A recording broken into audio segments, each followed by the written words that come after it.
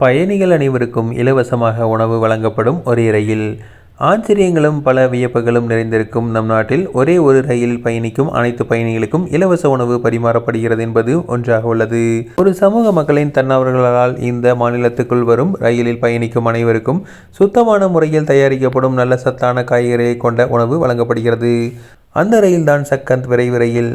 மகாராஷ்டிரத்தின் நட்டட் பகுதியிலிருந்து பஞ்சாப் மாநிலத்தின் அமிர்தசரஸை இணைக்கும் இந்த ரயிலில்தான் 10 ஆண்டு கால சேவை மனப்பான்மையின் பாரம்பரியம் இன்றளவிலும் தொடர்கிறது.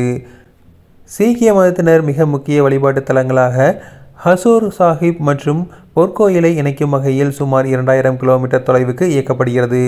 எந்த கட்டணமுமின்றி பயணிகள் இருக்கும் இடத்திற்கே அவர்களுக்கான உணவு வந்தடைகிறது.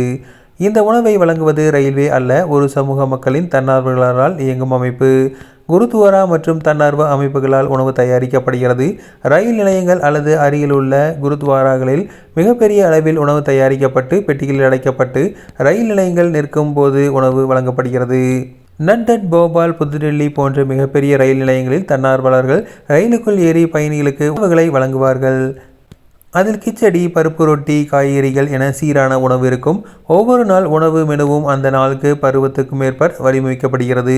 நம்பிக்கையுடன் செய்யப்படும் சேவைக்கு இது மிகச்சிறந்த உதாரணமாக உள்ளது.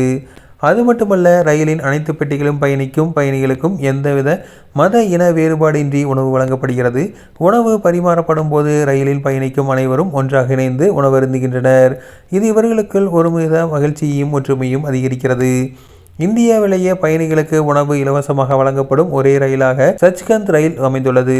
ஒவ்வொரு மத அமைப்புகளும் தன்னார்வல குழு அமைப்புகளும் இணைந்து ஒரு சமுதாயத்தின் தேவையை தீர்ப்பதில் எவ்வாறு பங்களிக்கலாம் என்பதை பறைசாற்றுவதாக உணவு வழங்கப்படுகிறதாக பார்க்கப்படுகிறது.